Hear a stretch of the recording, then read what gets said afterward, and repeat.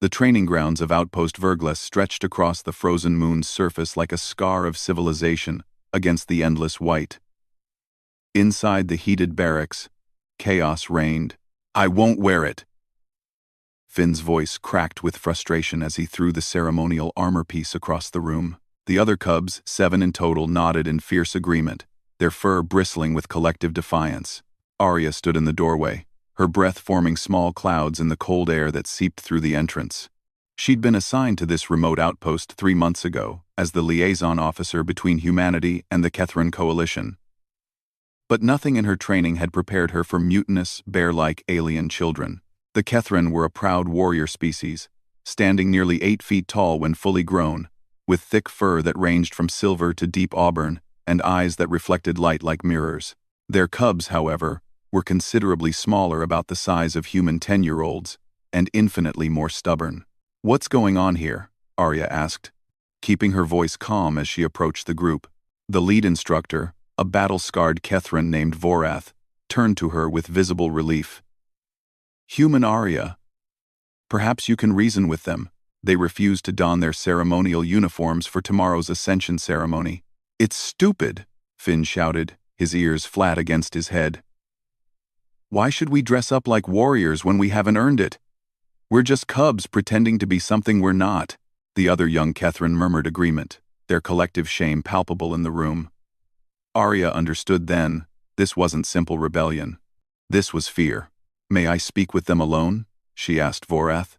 The instructor's jaw tightened, but he nodded curtly and left, sealing the door behind him. Arya walked to the center of the room and sat down cross-legged on the cold floor, making herself small and non-threatening. The cubs watched her with suspicious eyes. "You know," she began, "humans have a ceremony too. We call it graduation. And I remember refusing to wear my uniform for it."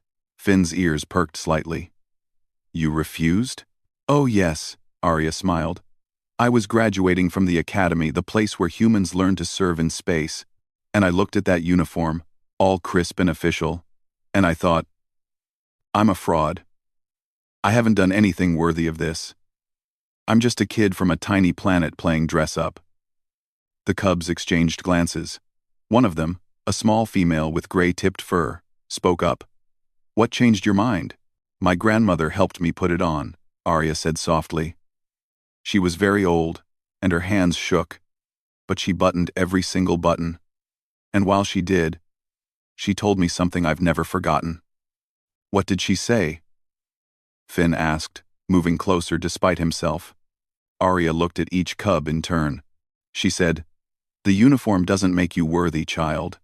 You wear it as a promise of who you're becoming, not who you are." Silence fell over the room. Finn picked up the armor piece he'd thrown, examining it with new eyes. "The ascension ceremony isn't about pretending you're already warriors," Arya continued. "It's about showing your people that you understand what it means to try. That you're willing to carry the weight of that promise, even when it's heavy, even when you're scared." "But what if we fail?" the gray-tipped cub whispered. "What if we never become worthy?" Arya stood and walked to the pile of ceremonial armor. She picked up a chest plate designed for Finn, intricate metalwork depicting the history of the Kethran people. Each battle and triumph etched in microscopic detail. "Can I tell you a secret about humans?" she asked. "We're terrified all the time. We went to space in tin cans, held together with hope and mathematics. We met species that could crush us without thinking. And you know what we did?" "What?" Finn asked. "We showed up anyway. We put on our uniforms, our promises, and we stood proud, even when our knees were shaking." Arya held out the chest plate to Finn. "Courage isn't the absence of fear. It's being afraid and choosing to stand anyway." Finn stared at the armor, then at Arya. Slowly, hesitantly, he reached out and took it. "I don't know how to put it on properly," he admitted, his voice small. Arya smiled. "Then let me help you. Just like my grandmother helped me." She knelt beside him, and together they began the process of donning the ceremonial armor. It was complex, dozens of pieces that interlocked in specific ways, each representing a different virtue of the Kethrin warrior code. Arya's human fingers were clumsy with the alien fastenings, and more than once, she had to ask Finn to guide her, but something magical happened as they worked together. The other cubs began to gather around, watching intently. When Finn's chest plate was secured, Arya moved to help the gray-tipped cub with her shoulder guards. Then another cub, and another. "Why are you helping us?" Finn asked as Arya adjusted his ceremonial sash. "You're human. This isn't your ceremony." Arya paused, meeting his mirror-bright eyes. "Because a long time ago, someone helped me when I was scared. And because I've learned that the bravest thing any species can do is admit they need help and accept it when it's offered." The door opened, and Vorath stepped inside, then froze. All 7 cubs stood in full ceremonial armor, their fur gleaming against the polished metal. They stood straighter than Arya had ever seen them stand, their chins lifted with newfound pride. "We're ready for the ceremony," Finn announced, his voice steady despite the slight tremor in his pause. Vorath's eyes widened, then softened with something that might have been tears if Kethrin could cry. He placed a massive paw over his heart in salute. "You honor your ancestors, young ones."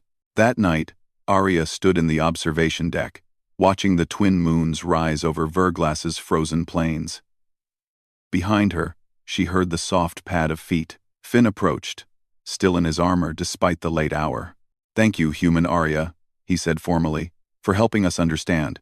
"You would have figured it out," Arya replied. "You just needed someone to show you it was okay to be scared and brave at the same time." Finn stood beside her, looking out at the stars. "Is that what humans are? Scared? And brave?" Arya laughed softly. "Every single day. We're small, Finn.